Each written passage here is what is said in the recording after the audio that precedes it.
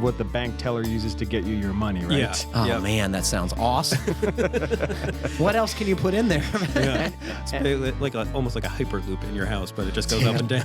Does it go to other rooms? That would be great. Yeah. Can it go around turns? Yeah.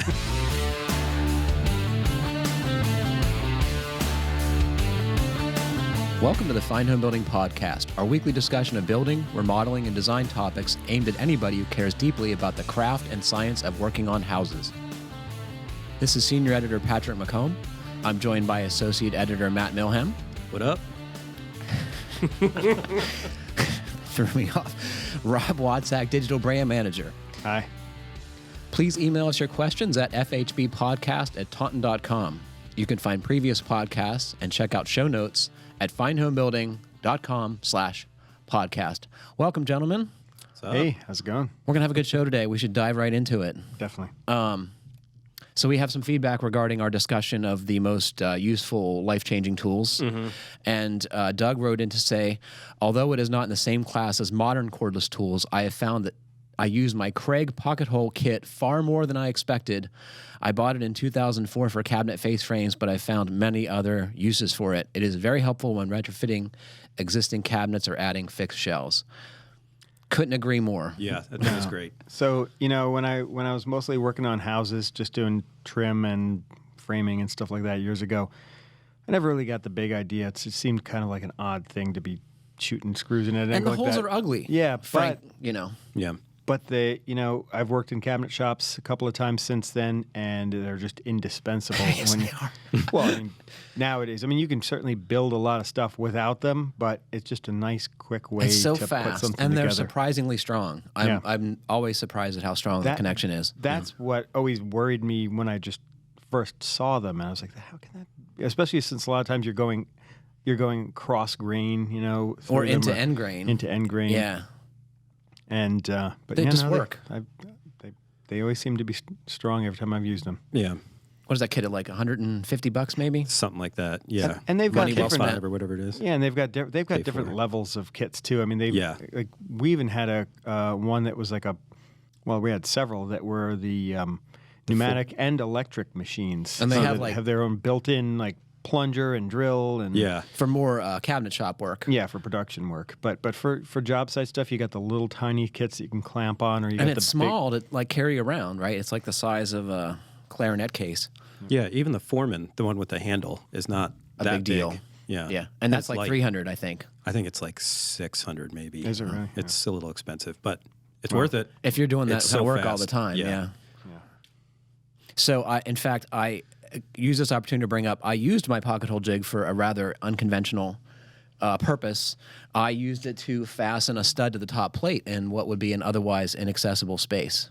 And then to reach that screw that was like 2 feet up in the air, I used this rather lengthy extension on my impact driver. Nice. That actually brings me. I was Just running, one more thing. Okay, go ahead. If you ever need a really long reach on your impact driver, right, if you have a 3/8 or a 1/4 adapter and a bunch of sockets, if you put a 1/4 socket on the end of it, a 6-point preferably, you can put any kind of insert bit in that and run any kind of fastener. Well, yeah, and the nice thing about that too is that when you've got a bunch of those extensions stacked together, you can kind of get around corners a little bit. It does. Too, It gives right? you a Yeah. little wobble. Yeah. And they make things for that too. Yes, Yeah. wobble extensions and socket adapters. Yeah. They're great. I think mechanics tools need a greater role in residential construction. Mm-hmm. So what have you been working on? Well, we don't have any pictures because I tried to take some, and there was some schmutz, I think, on my lens. Hate when that happens. So everything, with a little soft focus. But yeah, finally moved into that bedroom. Been talking about it forever, and How do you like it? I like it great. Yeah. Do you have any mice in there? No mice in there yet. Okay. The cats have brought in some other stuff. Voles. That's their latest favorite craze. But yeah, that aside. Patched up that wall, got some lights in. Nice. Yeah, actually. All your clothes are in the closet now? All the clothes are in the closet. Very good. Yeah, and being able to just turn on a light and walk into a room because, this house was built with no lights in the ceilings. Oh, they have switch And it's receptacles? switch receptacles, That is which the is the most dumbest idea. annoying thing. Yeah, I guess that's good for your air barrier at the ceiling level, but... Mm-hmm. But I mean, like one little table lamp is not going to light an entire room, and that's the way this entire house was built, and it just highly annoying. Have you ever lived in a place like that? Oh yeah. I mean, my house was built in 1871. So you didn't have lights when your house was built? Yeah, no, they had torches. Candles. Yeah, Torches. Frankenstein. But I actually just this week installed these really cool lights. I wanted to put some can lights on my second floor where there's an unfinished attic above Do you have? there. Okay, so you have And- unfinished attic, so you don't need to worry about the depth. No, but at the same time, it's like, you want icy cans, you want to, your insulation contact cans so you can insulate that space, and then you want those things to be airtight. You got to caulk them, and I just didn't want to take up the space and go through all this trouble of putting those things in. And I found Halo makes these awesome little LED lights that look like can lights, But they surface mount. and they have two little spring-loaded tabs, just like the trims do on a lot of their can lights, and it's like half an inch thick. And it goes in a regular junction box? Well, it comes with its own special little junction box that's only about 1.5 inches high, and it has a little one of those. It almost looks like one of those XLR cables that like plugs into itself and threads together, and so you can mount the box off to the side and screw to a stud or a joist or whatever. And I got the 4-inch ones because I had a 4.25-inch hole saw that I could just quickly buzz the holes with. And I mean, if I didn't have to get wires down to the bottom of my stairs where I wanted a 3-way switch, the job would have been a 20-minute job. And I think I was planning on building like a little box over them so that's airtight rather than making the light itself airtight, just because if I ever wanted to service it, I don't want to have to caulk the thing into place, because it is the bulb too. It's a one-piece. It's a single. But it's meant to last for a decade or I more, imagine right? So yeah. I mean, in the early years of LEDs, those claims didn't seem so accurate because they were working out the electronics, I think. Now everything seems to be pretty solid and reliable. Some of the early ones I bought have failed much more quickly than the decades of service they promised. Yeah. When I moved into my house, that was one of the only ceiling lights that was there, was something that the previous homeowner had put in, and it was one of those LEDs, and I just thought it didn't work. And it turned out it came on barely. Oh, it just wasn't enough light. just one of the little sort of like pixels, I think, maybe came on. That was it. That's not helpful. No, you need more than that. Yeah. But then we ended up getting one of the lights similar to the one you're talking about. It's not quite as cool as those little halos. It was a Panasonic one, but it was also designed, I think, with sort of like making like energy efficiency and like air sealing in mind. Yeah. Where did you buy these? From the big box store. Do you want to name the color? It was orange. Okay. So, and then on top of that, this was a light that was going at the top of a stairwell, and I never had a 3-way switch in that stairwell. So you just had to. I painted it used to be dark wood paneling in the stairwell, and I painted it light colored just so that you could actually see when you didn't have the light turned on. But I would take to wearing a headlamp. Yeah, I mean we had a little light at the top of the stairs, but so I was like, oh, I wanted to have a dimmer on these lights because we use them as sort of a night light in the back hallway, and I found these Lutron Maestro CL dimmers, and it comes with you can get an individual one, and then you can get up to 9 total of these additional. I think 9 total, so it's 8 additional these jumpers, and they don't work the same way as a normal 3-way where you have to have cables running to each one of them to switch back and forth between the 2 legs of the switch. It's all electronic. And so you've got your power cable, and then you've got the second cable. So you still need a 3-wire going to the switch, but they call it their communicator cable. So it's basically they're all communicating with each other, and each one of them has dimmer capability on it, and each one of them switches on and off. It's a kind of it took me a while to figure out because their instructions. I don't know what the heck you're talking about. I'm just like, I am completely baffled. What is he saying? I don't know. Don't they also make Bluetooth ones or something like Wi-Fi? Yeah, I should have just gotten the stupid wireless one because I actually had to take one of those 6-foot-long spade bits to drill through a beam in the wall that I didn't know was there. Oh, that's fun. Yeah. And then it turned out that I just still couldn't get the wire through, so I went in my kitchen and busted a hole in the plaster. I find that's usually the best solution. You try everything, right, until making holes. But I did find this really cool wallpaper that was at least from the early 20th century, if not from when the house was built. Underneath sheetrock, it was on the plaster. I saw your Facebook post on that, and it was pointed out that at that time people didn't line up the seams. Well, someone mentioned that. Is that true? Someone mentioned that, and so my house, if you look at the rooms in the house, the front of the house has really ornate trim. It was the parlor where you would entertain your guests, and then as you get to the back of the house, everything gets simpler and simpler. Sure. And this was in the kitchen, so this was a room that they never entertained in. So they probably, maybe, I'm guessing, were a little bit.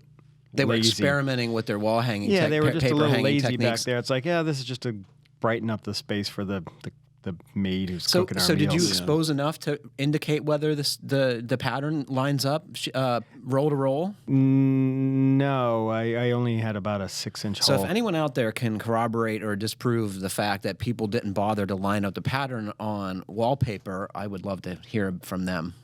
I think if you go in a lot of those old palaces, or even those old great homes in America, they're lined up. They're right? lined up. Yeah, that's what you do. Yeah. Yeah, this was a really unusual print. It had about every time I pulled a little more drywall off, I found one more of different pattern on the thing. At first, it was like a bunch of starbursts, and then there were these little flowers. They were all basically just variations on a theme of an 8-pointed starburst. Interesting. But it was pretty neat. It was like this. You think this dates to the earliest period of the house? Would you? I don't know. The drywall must have gone on in the mid 20th century. Yeah, I think the earliest that appears is probably the 40s or 50s. Yeah. So do you know any, Matt, when drywall came into mainstream? Yeah. Well, I think got real popularity right after World War II, which is when everything changed. Before that, but and I'm guessing mine is even newer than that. I mean, it's definitely nailed on the drywall, so it's not that new. But I don't know. Sometime probably between the 1870s and the early third of the 20th century, I'm guessing. Cool. Yeah. Well, anyone out there who has more knowledge about period wallpaper, let us know. Yeah, check out his pick. Yeah, this stuff is cool. It's really cool. Yeah. This is from Steve from Massachusetts. Oh, do you want to talk about the International Builders Show first, briefly? Oh, yes. So, everybody probably has heard of the IBS, or International Builders Show, and this is their 75th anniversary. And it usually alternates between Vegas and Orlando, and this year it's in Vegas, and we will be there. What is it? The International Builders Show? Yeah, tell people what it is, because they might not know. Okay, well, first I'll say it's from February 19th to the 21st, and we'll be there, a bunch of us from the Fine Home Building staff. Got my ticket yesterday. It's a massive, massive conference with a huge floor show with representatives from every possible manufacturer of materials and tools out there. But honestly, I haven't been yet. So, Patrick, maybe you have a better idea. So there's going to be between 50 and 100,000 people there looking at every kind of building a product and thing related to home building imaginable. Everything from concrete patio pavers to architectural roof shingles. Everything. Trucks. Yeah. Tools. Drawer slides. Every kind of vinyl siding ever made. Yep. So everything. So the news is that we found out this year that we're able to give any of our fans, any of our readers and listeners, free floor passes. If they go to, I've got a blog post on the website. I'll put a link in the show notes. But basically, they just need to go to buildershow.com/Taunton Press Fine Home Building. So that's kind of a long link. But so if you just go to our website, on the podcast page on our website. Yep, and Fine Home Building and Green Building Advisor will be in booth C8343, so come by and say hi if you're there. I'm going to write that down so I don't forget where to go. Okay. But there's a detailed post on our website that talks all about it, and we'll be doing podcasts there and videos of reviews of products, and all that stuff will be on our website and on our social media, so follow us on Facebook and Instagram. And if you're there, let us know. Yeah. Like to meet you. Yeah. I always get weird looks when I wear my IBS t-shirt. I don't know why. They stopped calling it that for that reason. Like when I started in this business, that was how everyone referred to it. And then that other thing got to be better known than the International Builder Show. Funny how that stuff happens. All right, this is Steve from Massachusetts. Hi, guys. Long-time listener here. Been with you since day one. I don't know what that means. I've replaced some crown molding in my hallway maybe 2 years ago. The stock was from the Orange Box store and is finger jointed and came pre-primed. I'm in Massachusetts, so pretty high humidity summers and dry, cold winters. When I installed it, probably in the spring if I remember correctly, the scarf joint was reasonably tight and I filled it with painter's caulk. He used Alex Plus. It's about a 40-foot run of crown, so there are 2 joints in it. Once the heating season got here, the lower indoor humidity caused the molding to shrink along its length, resulting in some ugly open joints, as shown in the photos. So, he wants to know what happened here and how to prevent it. And I think that gap is bigger than you're letting on, Steve from Massachusetts, when you installed it, because wood doesn't expand and contract along its length. Right, but I think because of the way he cut this scarf, I think is the first part of his problem. The fact that that angle looks like it's a 45 up and down, not back to front. Back to front. So the shrinkage is happening up and down, which you would expect, and that's what's causing it to open, I think.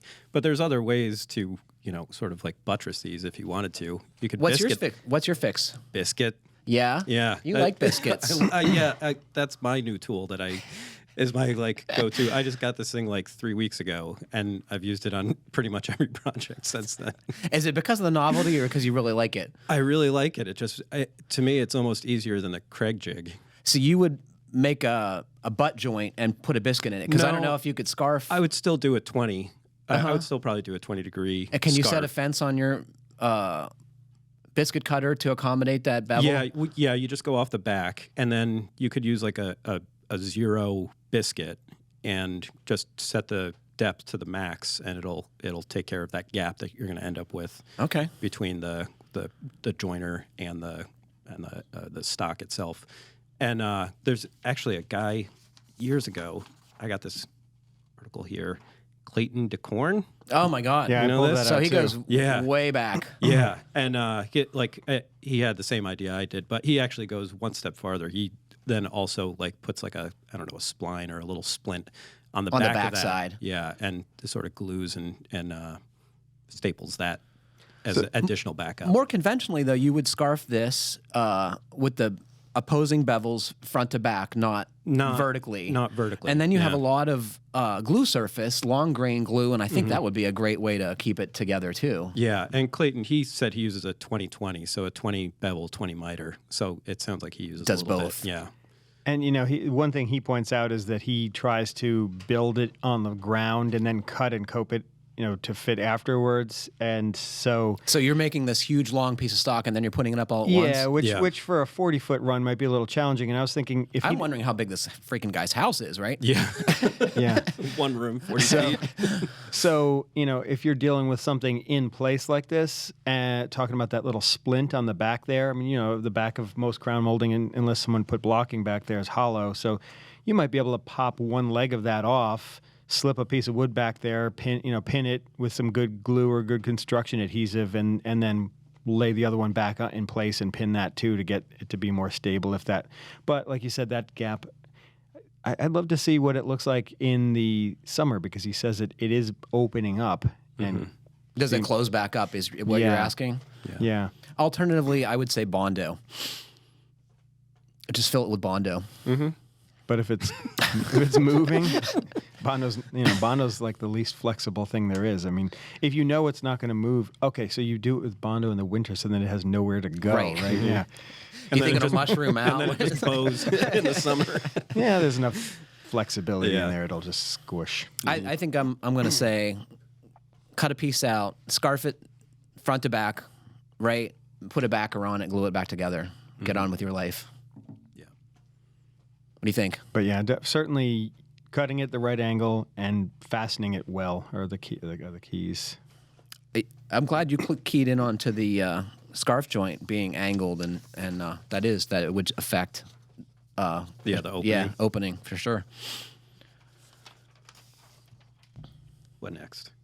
Jonathan from Silver Springs, Maryland writes, I was recently working in my basement to seal up leaky ducts. I came across this egregious job connecting ducts at a junction. What self-respecting HVAC tech does this and says, yeah, that's good enough? Well, Guy didn't respect himself. nowadays, those gaps are completely unacceptable. It got me thinking about how far building science, building materials, and tool technology have come since 1970 when my house was built. Adhesives, OSB, water-resistant barriers, cordless power capacity, and general durability in products seems to be getting better each year.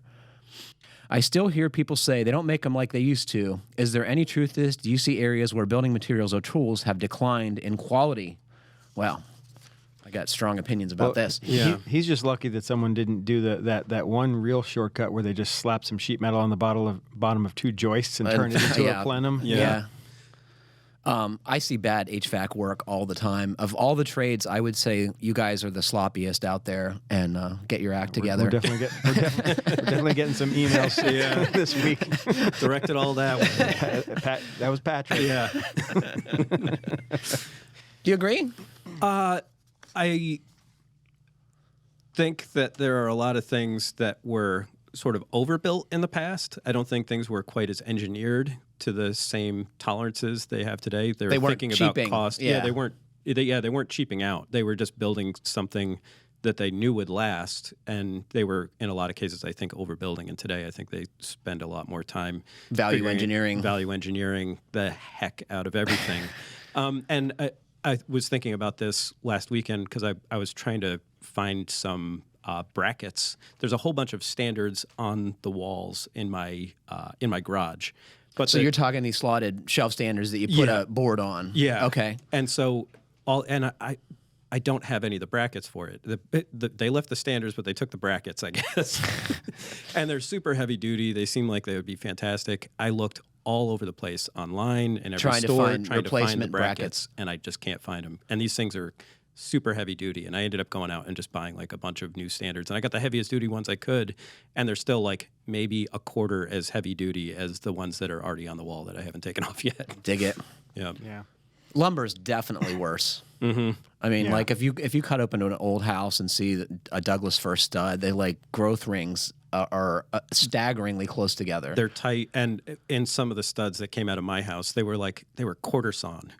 Or or rift sawn. I mean, it was just insane, like how stable these were. And I had cut through one, and then I cut through a brand new 2x4, and they both had Burl stamps on them, which was funny because I think we had talked about that. Like Burl has sort of been resurrected as a Home Depot thing. It was the pinnacle of quality with studs, right? And builders wanted them because the stuff was straighter and better. Yeah, and so the old is way better than the new. Yeah, so the trees are newer. Yeah.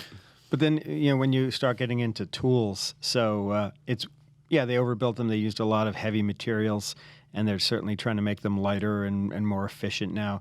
But back in the days when people used to fix cars themselves and they used to fix tools themselves, part of the reason why they were made to be repaired is because they had motors with brushes and they had non-sealed bearings. And so even though a lot of those things are cheaper nowadays, the engineering of them can actually make them, in a lot of times, perform better and last longer. So cost less. It's a tough topic to talk about because in each area there's different things. Like you figure as new types of tools have come on the market in the early years, they were inferior to the heavier duty older products, and then they've matured. And now I think nowadays I feel like with engineering and manufacturing the way it is now, everything computer-aided design, I just feel like we've hit a point where you don't, unless you're just cheaping out, you don't get that kind of lack of quality in I would say one thing I've noticed a definite drop in quality is plumbing fixtures.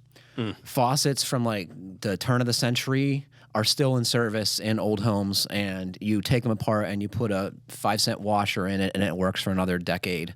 Yeah. But like you buy a bathroom faucet from a major manufacturer now, and it is a disposable item largely, unless you spend a lot of money. Yeah, we splurged on a really nice heavy duty solid brass nickel-plated faucet for our bathroom upstairs, and it cost more than our whole kitchen sink and faucet combined. Our kitchen faucet, which is about 12 years old, I think it's not much thicker than a piece of tin foil. And it's starting to have all these pinhole leaks all over it from the minerals and it corroding the inside of the tube. Yeah. But luckily the minerals in the water eventually plug up those holes. I think someone would say that part of the blame for cheap faucets is the eliminating of brass because it needs lead largely to be formed into things. So now the insides of most faucets, excepting very expensive things, are all plastic. I don't know if you've seen inside one of those, but it's disappointing. Any place where the water goes is now plastic because it's not going to give your kids lead poisoning. Yeah.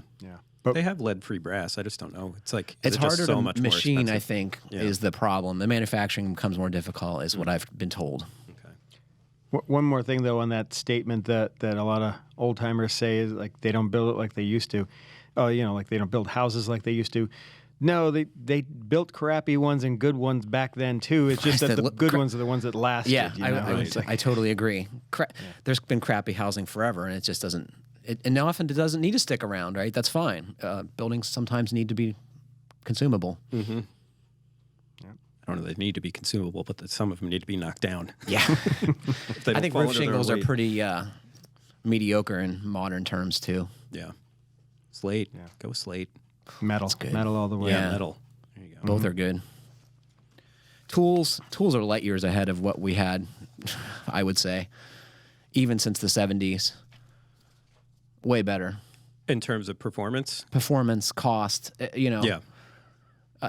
A circular saw costs the same as it does today as it did 40, 50 years ago. And yet inflation should make it be several $100s, but Right. how is that possible? And it works better. Yeah. Well, because now it's only got like a 3-foot cord. And we're talking about professional grade tools here. There are some brands that are the homeowner brands that you might not have for 10, 15 years in regular service. Yeah. That's true. That's a fair statement. I don't buy cheap tools. You don't have to buy any tools. I try Send not you to. stuff. I try not to. This is Graham from New Hampshire. Hey, FHB podcast crew. I moved into a new-to-me house this summer and have already begun a number of projects. Next summer, I'm planning to build a detached garage. We would like to have the garage connected to the house with some sort of breezeway, but I'm undecided how to go about it. The garage will be built on a typical perimeter frost wall slab with a slab foundation. For the breezeway foundation, I'm mulling 3 different options and would like to hear your suggestions and preferences. Number 1, extend the frost wall / slab foundation from the garage to the house and do everything at once. Build the enclosed breezeway on piers as you would build a deck or porch. This could be done as a separate project in the future. Option 3, build the breezeway on a frost wall with a crawl space foundation. I do not currently have a mudroom or coat closet, so I am expecting the breezeway to serve that purpose even if it's unheated. My frost depth is 48 inches and the breezeway will be roughly 15 by 10. Thanks for your suggestions. What would you do? So, my thing is that I think you just need to make some decisions first, because, like, is it going to ever be conditioned? Right. And will it have mechanicals in it? Will it have HVAC or plumbing going to the garage? Those are like the two Yeah. big first questions. Totally agree. Because that's going to influence what you do with the rest of the thing. Yeah, and also how high do you want it? I mean, what's the grade and what's the approach to both the garage door and the house? Like, if you don't need any heat or mechanical systems, the cheapest, easiest thing would be to do it on piers, especially since he even points out maybe I could do that later on, right. too. Otherwise, slab with some insulation underneath it, just in case you want it to and the frost be a heated walls. space. Yeah. Yeah. Yeah. I like that too. If money allows, why not do all that concrete work at one time and be done with it? And then, like, even if you want to build the breezeway structure, it doesn't have to happen right away. Right. And then you have a nice sidewalk or whatever connecting the house to the garage. And you're not trying to dig between two structures. Which is challenging and dangerous potentially. Yeah. Yeah, I mean, that a lot of times when you tack something onto an existing project, it just makes so much more sense financially and just from a working standpoint. One thing you might consider, Graham, is if money is tight, you can actually bridge from your house to your garage and have like ledger connect type connections, and you wouldn't even need the piers, right? In fact, I had a friend who did this on his house in Vermont, which is a climate very similar to yours. The challenge there is insulating the floor and protecting it from rodents and other critters that want to get under there. So you're going to need a plywood on the bottom and a good air barrier and insulation in the floor. And that's definitely the cheapest way to go, I would say. Yeah, and in fact, I should have mentioned that. That's sort of the first thing I was thinking. I mean, if it's truly a breezeway and it's a small structure, 15 feet is no big deal to get some joists across there. You know, and we've got an article coming up in February, I think it is, on a house on Martha's Vineyard that is built on piers, and they did some really interesting detailing with the insulation and getting plumbing and utilities into the. Did they do that for environmental concerns or as a cost-saving measure? I can't really remember the answer. Because like on Martha's Vineyard, the cost-saving measure doesn't seem like that would matter. No, I think, a lot of the projects I've seen there are these smaller buildings that are in restricted locations. Yeah, restricted locations. So I think that's part of it. But we'll have to check the article that's coming out in a month. And that's interesting. Yeah. And if you want to use piers are awesome. I would definitely look at helical piers. Which are driven with a machine, and you don't need any concrete. You can build on them the same day. And unlike a lot of slate-built piers with concrete or other methods, there's like actually engineering data that associated with how hard it is to turn the helical pier in the ground, and they can extrapolate what the bearing capacity is. So, and they work in all but the boniest soils, the rockiest soils. Yeah, this guy's in New Hampshire. It's going to be rough, granite. right? Yeah. You could just bolt right to your ledge. That's probably inches under the surface, right? You'll find that when you start digging garage foundation. Yeah. Have you guys seen any of those being installed before in person? The helical No, piers? but I've seen it in video a lot because my a longtime author I've worked with, Jeremy Hess, in Central Pennsylvania, has the Techno Metal Post franchise for that area. And he puts them in for everything from mailboxes to commercial signage to new foundations to repairing old foundations to decks. And there's a lot to like about them. And the great thing is that you can get them pretty much anywhere that you can walk because, his machine is tiny. It'll fit through a 3-foot door. Yeah. It's like, what is it, like one of those little walk-behind Bobcats or something like that? It looks like a Toro Dingo super compact skid steer loader, but instead of a bucket on the front, it's got a new hydraulic drill. Yeah, it's basically like a post hole digger. Really. It's a post hole digger, Yeah. But it has pretty sophisticated adjustments to keep the post straight. Yeah, it's cool. It's very cool. Yeah. And I like the foundation with the slab. Crawl spaces, I don't know, especially a little space like that. I don't know why you'd want to go in there after the thing was built, unless you wanted to add mechanicals later. Yeah, like if you had forced air or even just any plumbing that you wanted to get out to the barn, the garage, that might be worth it. But you could also run that in a chase within the breezeway space or in the well-insulated box up in this attic space. But you got to be careful in New Hampshire of running pipes and ducts, outside the building envelope. Yeah. But he could, if he's thinking ahead of time, which it seems like he is, he can build nice little run some conduit between the two foundations. Or even underground, right? Yeah. Yeah. Sounds like a fun project. Graham, how about sending us some photos as that evolves? I was brought to mind my period of living in Vermont with a similar 48-inch depth frost line, which makes it really fun to dig piers, I will tell you. You're going to get the post hole diggers with really long handles. This comes from Chris from Portland, Washington. Hi, guys. Thanks for the great show. I enjoy it. I'm hoping to build an ADU. Anyone want to answer for our listeners who don't know what that is? Accessory dwelling unit? Accessory dwelling unit. So a lot of places in the Pacific Northwest allow you to build a smaller structure on your existing lot, and the hope is that increased density will stop sprawl. Yep. Right?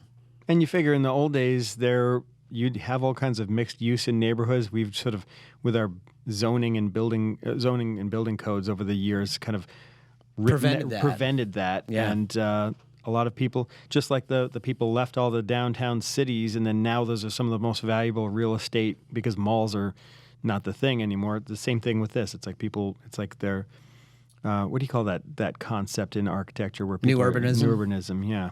Man, I'm tight how fast today, dude. On top of it. And there's a lot to like about this too, because you can have your parents live in the unit and help out with child rearing and enjoy that multi-generational experience, or other family members, returning college kids. If nothing else, it's great rental income. Sure, and you figure if someone has rental property in their own backyard as opposed to just being a slumlord, they're more likely take more to stake be. in it. Yeah, you're keeping track of that place, keeping up with it better. So it's a lot of people don't like when rental units or accessory units move into their neighborhood, but in the right context, I think it's actually a really great thing. I wish I could build a half dozen. People like me are why the rules have evolved to prevent this, right? There used to be this auto body guy that lived in northern Vermont that I knew, and in addition to his car painting and repair business, he was a landlord, and he would build these apartments, you could call them. And, if the space worked out in this converted building that it had a 6-foot ceiling, right, he would say, well, I'll just rent that to a short girl. Oh, man. I'm just like, man, I love living in Vermont. Yeah. No one is checking up on that stuff. All right. So he wants to build an ADU in his backyard in Portland, Oregon. And I'm considering building it to be wheelchair accessible. I'm wondering if any of you have any experience building an accessible home, and if you have any advice and can point me to any good books or websites. I've also read that there's a shortage of accessible housing in Portland, and it seems like it would be good to get some exposure for the idea. Amen. Yeah, and Portland's actually one of the places in the country that's on the forefront of embracing this type How of... so? Yeah. I think they actually have incentives, or they're rewriting their zoning laws to accommodate this. And To ADUs generally, or accessible ones? Not accessible ones. Okay. We're just talking about ADUs, but the accessible ones, that I don't know about. I knew I'd catch you.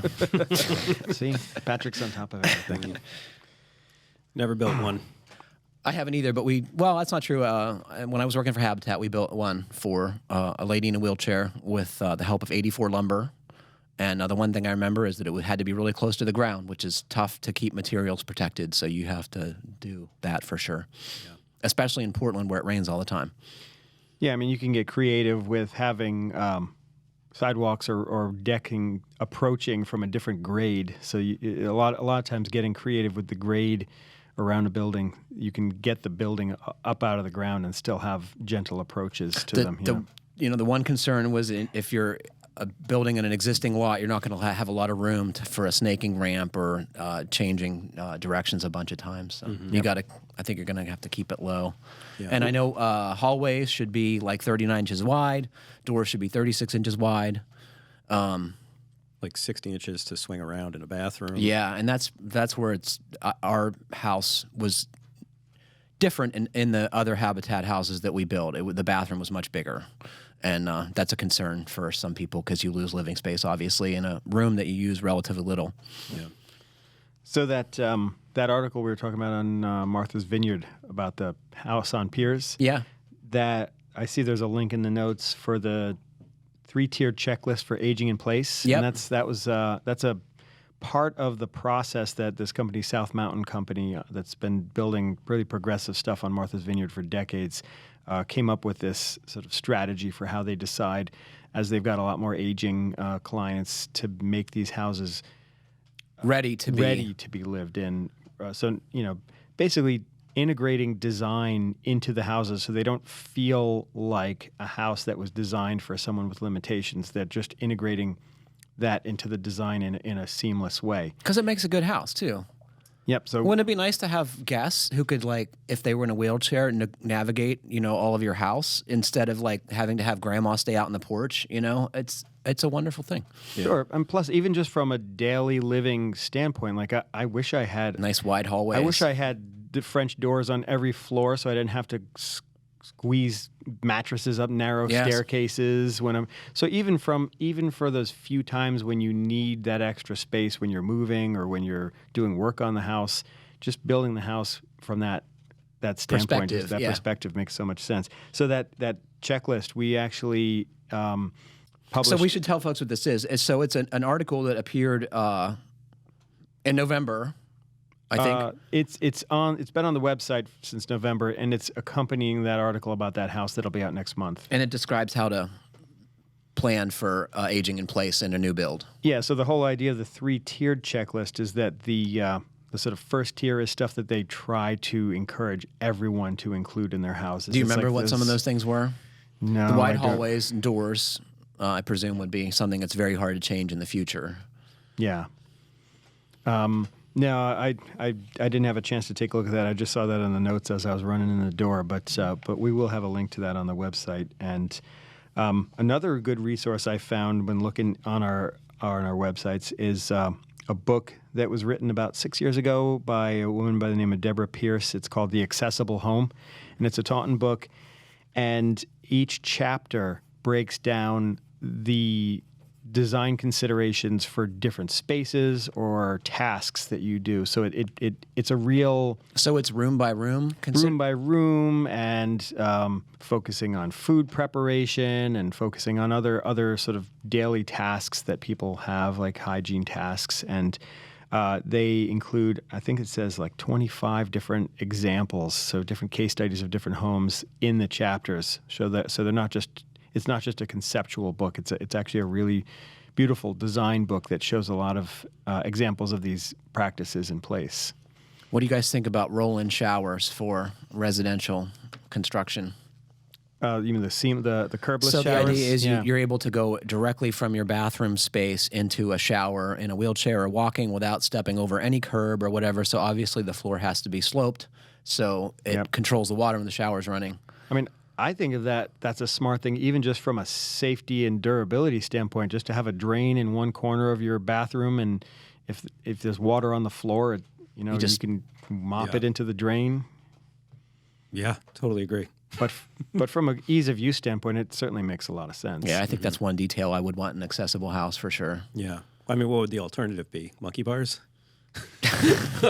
It's one of those bathtubs with the door on it, right? Yeah. Oh, yeah. You know what I'm saying? Yeah. Mm-hmm. Those give me the willies. Yeah. There's no way I would trust that bathtub with a door on it is going to hold water forever. And you got to wait for it to drain to get out.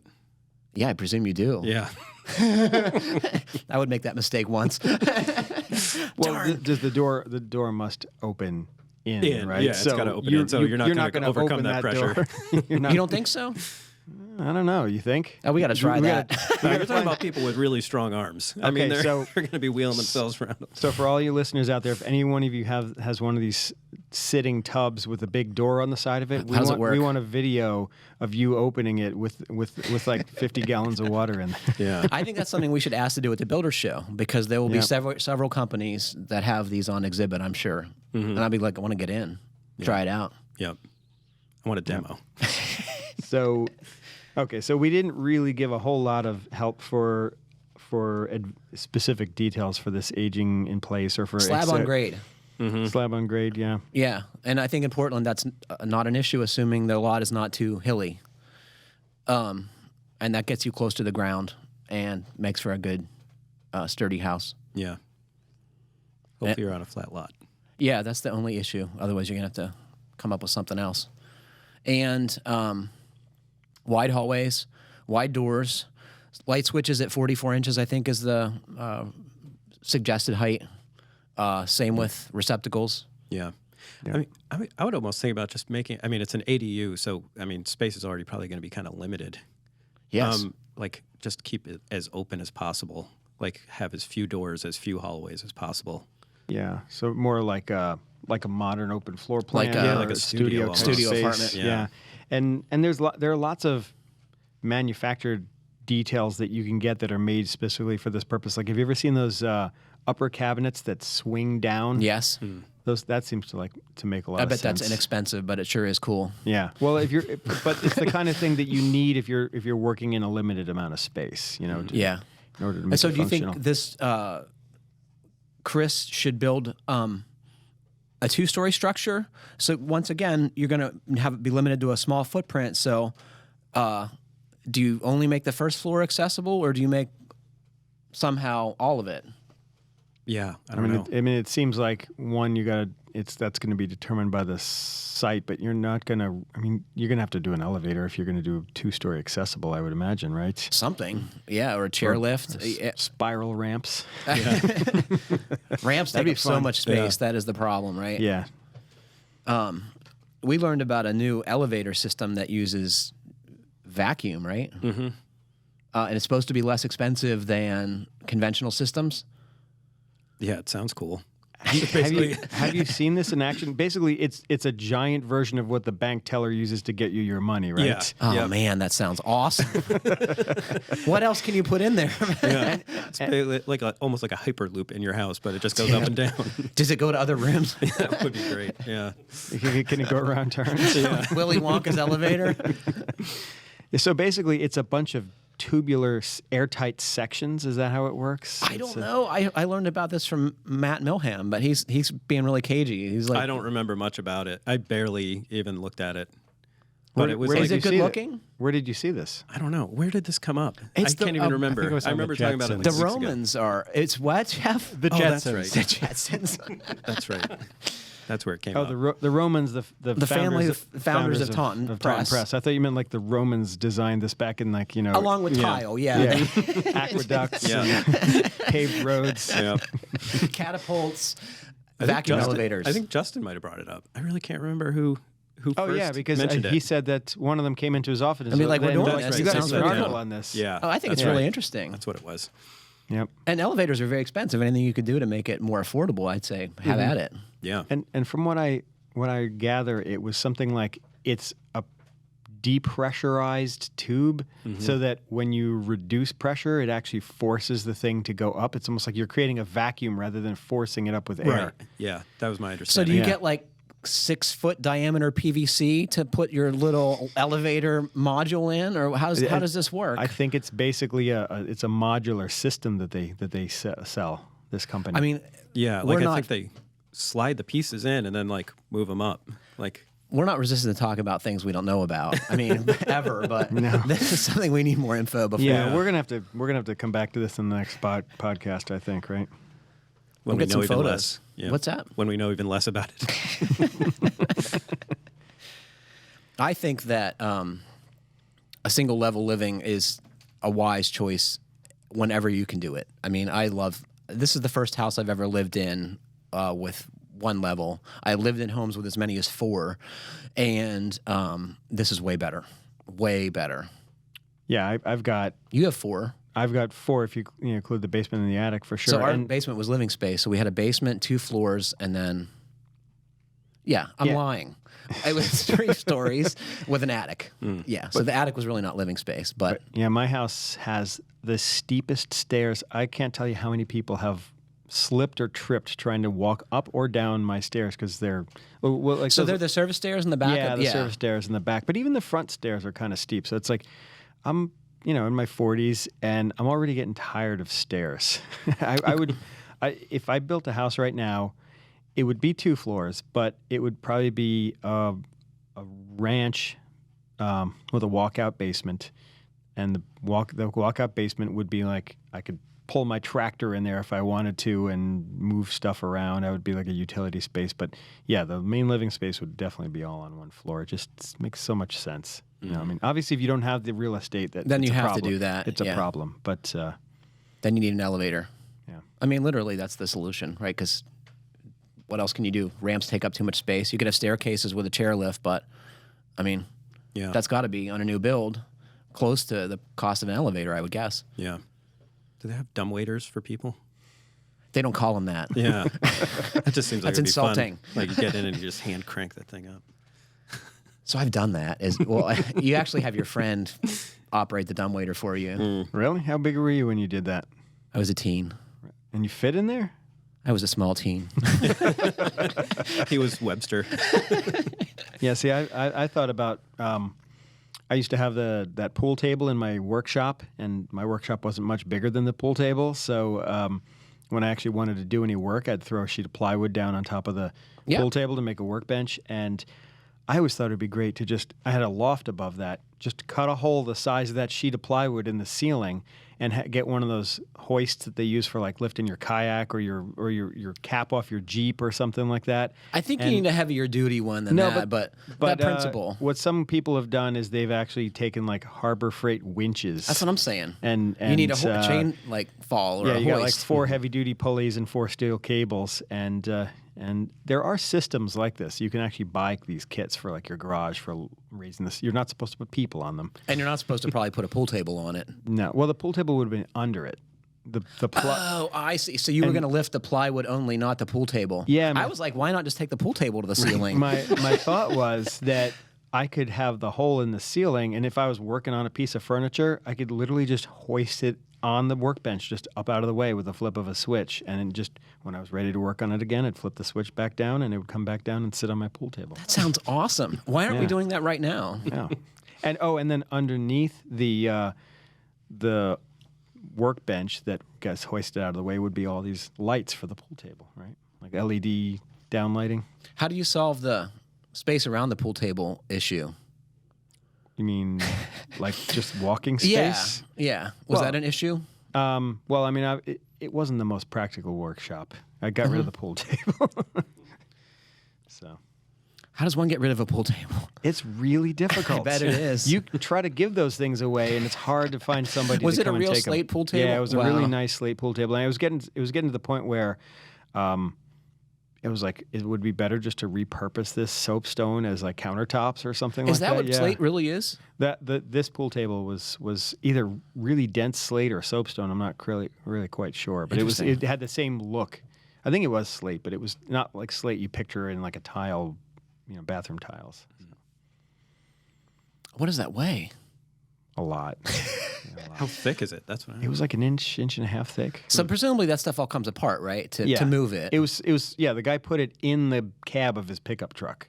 No, he didn't. Except for the frame parts, all the slate he put in there, yeah. So they're pieces? It's not one piece? 3 pieces, metal doweled together, and then you used like drywall compound to smooth out the seam before you put the felt on it.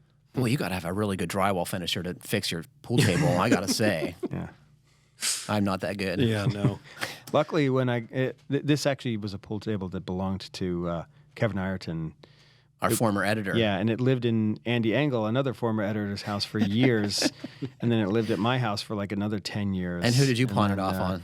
Unfortunately, we tried to, because it was something that we wanted to try to keep in the family, and there were just no takers, so we finally had to sell it to somebody. And what'd you get for it? Not much. Unfortunately. You got rid of it. No, I did. The guy did give yeah, but you got rid of it, which is what you wanted. Yeah. People have garage sales, I'm convinced, for 2 reasons. They either like think they're going to make a lot of money, or they're like trying to get rid of some stuff. And you can tell when you walk up right away. Yeah. My main thing is I don't want to put it all in the truck and bring it to Salvation Army. No. If I've taken it out and called it, get it out of here. Yeah.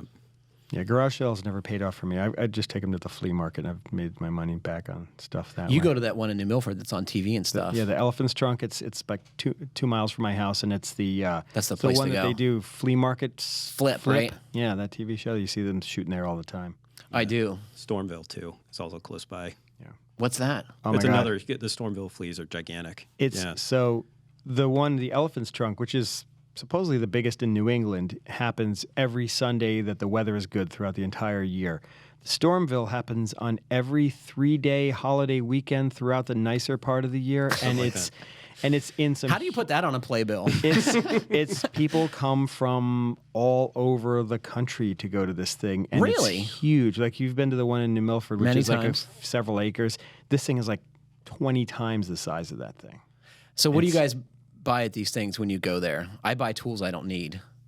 Tools you don't need. Yes. Huh? Yeah. The last thing I bought was, and Jeff will test this, he's seen it, was a 12-inch C-clamp. It opens to 12 inches. And you might ask, what do you do with this? Find somebody with a really big head and squish it. I haven't figured out what I do with it yet, but Yeah, it's going to be handy. Yeah, I buy rusty old bicycles and all kinds of other weird stuff like that. But I've sold some really nice furniture there, gotten some good money on stuff. I look for mid-century furniture, but that has gotten super collectible, so people think they have cherished antiques now. Yeah. We used to find that stuff outside of like homes in the trash in Pittsburgh. People were redecorating, and you'd find like these awesome mid-century pieces that people just put outside to get in the dumpster. Yeah, from Pittsburgh up to Chicago, that whole region in there is just full of that old mid-century stuff. And there's still, I think you still can find some. I think people now better appreciate its value and how cool it is. Yeah. It always skips a generation. Like some kids inherit it from their parents and they throw it out to the trash. Right. And then we take it home and then sell it on an auction site. And Liam's going to be putting it in the trash. Later. I found a couple of chairs in the trash once, and there are examples of this chair in the Museum of Modern Art. And it was like somebody just probably, their parents had it lying around. They're like, oh, these old things. Yeah. Stupid Eames chair. No. I know. Anyway.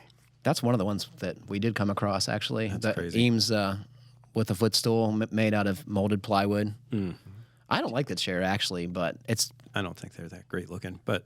Do you know where that where they perfected that technology? I do. Yeah. Should we let Matt give an answer? I have no idea. Can I answer? Planes. He made splints for World War II soldiers who were recuperating. Yeah, Charles and Ray Ames had a business designing splints out of molded plywood for injuries. And they took that after the war to making furniture. I mean, they were designers before that, but that's just how they got that line of furniture. Yeah, and now IKEA uses it in all their furniture. No, all their chairs. None of my IKEA chairs are made of laminated plywood. I have a couple bent plywood, laminated plywood chairs from we IKEA. have one like that. Man, we sure are rambling at the end of this podcast. What the heck is going on? I was trying to fill another 5 minutes. Yeah, I did find some information on those. On the elevators. Yeah, Yep. They're pretty neat. Well, let's hear Save it. that for next time. Let's hear. Let's see. Who makes it, first of all? Let's see. Who is this? PVE? vacuumelevators.com. Yeah, and they have this And what one. are their other products? Like, do they make the bank I don't vacuum know. tubes? I don't know if they do. But it has no pit, hoistway, or machine room required. So that makes it self-supporting structure. great for retrofit? 50 feet total rise max, so I guess it can't be shot through your roof. That's all I would want to do with it. Oh, that's 2 to 5 stops. Watch this, honey. External cylinder diameter. This one goes up to 52 and 11/16 inches. One of the other ones was like 30 inches. Internal cabin diameter 43.5 inches. Yeah, and it doesn't say exactly how Is it big enough moves. for a wheelchair? Yeah, this one is. the bigger one. Yeah, the bigger one is. It handles up to 525 pounds. So, yeah, pretty I don't sweet. know, I think that's 525 pounds with one of those electric wheelchairs and a decent sized person in it. That could be start getting up there because Yeah. the batteries in those things are heavy. Yeah, Stephen Hawking's wheelchair was probably about that. Hundreds of pounds. Yeah. Yeah, you could have a chair those hundreds, I'm sure. Mm-hmm. It's cool, though. I mean, like, if you don't have to have the pit in the basement or, like, some machine room, like, that's awesome. Yeah, Because that's the problem with putting an elevator in an existing structure, obviously. yeah. And these look like they're all almost look like glass and metal tubes. That's got to be expensive. Did we learn what that costs? No. No, I think you'd have to call them up and pretend you were ordering one for your house to get that kind of information. Yeah, and I'm going to send them a photo of my one-story, 700-square-foot ranch house.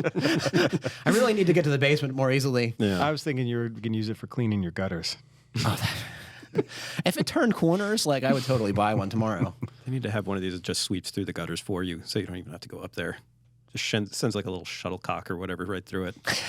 We're going to have robots do that stuff soon enough, right? I read a story in the New York Times. They have a separate company called Wirecutter, and they test products. It's all product writing. And I was looking at robot vacuums, and boy, that technology has come a long way. Like, some of them empty their own dustbin now. I know. That's pretty cool. They go to their little docking station, and then something sucks the dirt out of it, and then they go back to work. I'm just like, Did you see the video of the one tracing out the dog sleeping on the floor. Because, it just follows stuff. Just works its way around, and there's this big bulldog or something lying on the floor, and it's just like... The single biggest takeaway from this article I read, and it was pretty long, was that you shouldn't watch it because you'll be disappointed with your purchase because oftentimes it acts dumb. Right? It gets stuck on stuff, and they're like, why did I spend my money on this dumb thing? So they're just like, go to work, let it do its job, and within a few days you'll notice that your house is cleaner and you're going to have to vacuum less often. Mm. Yeah, I mean, it's low-hanging fruit for our house. We, as often as we sweep and vacuum, just having that would be a huge improvement. And people, even with pet hair, say is a big help. Yeah. So... But if you leave a USB charging cable on the floor or whatever, it completely stymies it. It gets stuck in a circle and it ends up cleaning the same spot until its battery dies. Yeah. We don't have a range hood, and I used the wire cutter to look up air purifiers. And I know Martin Holliday hates those things, but they actually said some of these work, and I bought they're the one that they recommended. And I have to say, it seems to work pretty good. Interesting. Yeah. What was Martin's problem with it? He says it's pseudoscience, I'm pretty sure. Yeah, I think that they don't really work. And I think some of them probably don't work, but this one seems to. It's got a HEPA filter and a charcoal pre-filter, and it does seem to reduce odors, cooking odors. If you really want something to work, just get one of those $1,000 welder's fume extractors, because those things pull heavy metals out of the air and everything. So. Yeah. Yeah. Do you think there's an energy penalty associated with running that, maybe? Put that in your kitchen. Yeah. With your welding station. Yeah. Prep counter. You can TIG weld and fry an egg on the same workstation. Well, on that note, wow, that was a great show. We'll see what other people say. Yeah. That is unfortunately all the time we have for today. Thanks to Matt and Rob for joining me, and thanks to all of you for listening. Please remember to send us your questions. We need more questions, folks, always. FHBpodcast@taunton.com. We could have probably done another one today, but we blathered on instead, so I'm sorry about that. And please comment, or review us wherever you're listening. It helps other folks find our podcast, and it makes us feel good. So, thanks.